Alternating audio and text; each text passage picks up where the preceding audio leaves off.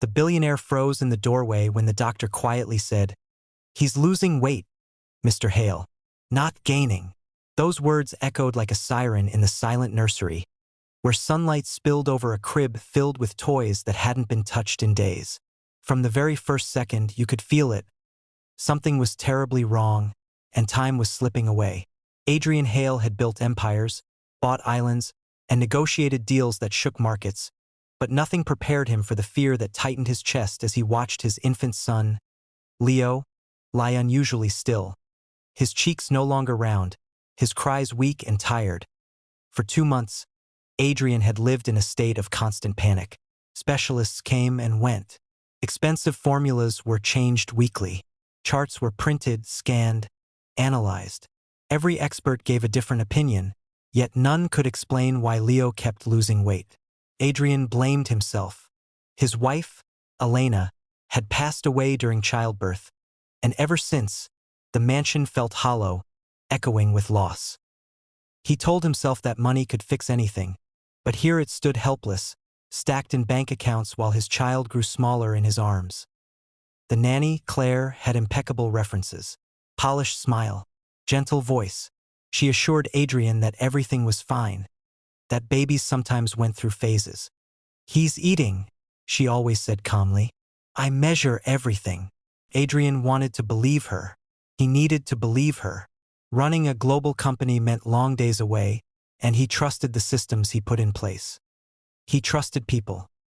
The one person no one paid attention to was Naomi, the quiet maid who had worked in the house since before Elena's pregnancy. She moved softly, cleaned carefully, and spoke only when spoken to. She noticed things others missed. The way the baby's bottle always smelled faintly different. The way Claire stiffened whenever Naomi lingered too long in the nursery. The way Leo's cries changed, not loud and demanding like hunger, but thin, exhausted, as if calling out without strength. One evening, as rain pressed against the tall windows, Naomi returned to the nursery to retrieve a forgotten cloth. She paused outside the door. Claire was inside, her back turned, whispering sharply into her phone. Naomi couldn't hear the words clearly, but she saw something that made her heart pound. Claire tilted the bottle, poured some of its contents into the sink, then topped it off with water. When she turned, she nearly collided with Naomi standing frozen in the doorway. "What are you doing here?" Claire snapped, her smile gone. Naomi didn't answer. She looked past Claire at the bottle, at the baby in the crib. In that moment, everything connected. The weight loss, the weakness, the false reports. Naomi's hands trembled, but her voice was steady when she said, "You're hurting him." Claire laughed, cold and sharp. "You don't know what you're talking about. Go back to cleaning." But Naomi didn't move. She had raised children before. She had lost one too, and she knew that silence could kill.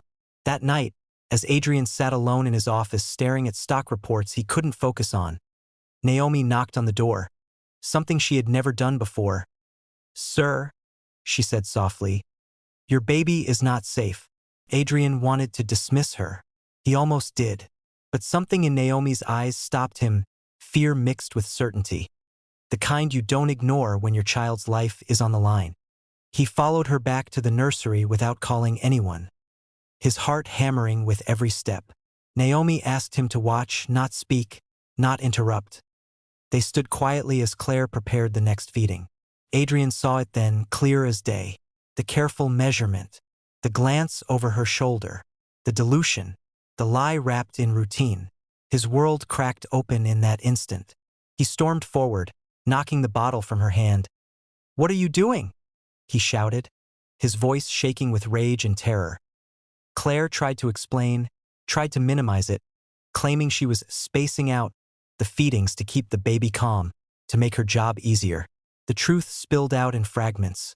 Resentment, carelessness, and a shocking lack of empathy. Security was called. Authorities were notified. But none of it mattered as much as the way Adrian scooped Leo into his arms, tears falling freely as he whispered apologies his son couldn't yet understand.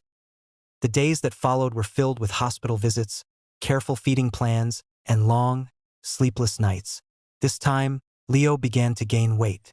Slowly at first, then steadily. His cries grew stronger, his eyes brighter.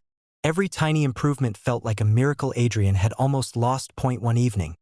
As Leo slept peacefully, Adrian found Naomi in the kitchen, folding towels. He didn't speak right away. Words felt too small. Finally, he said, "You saved my son."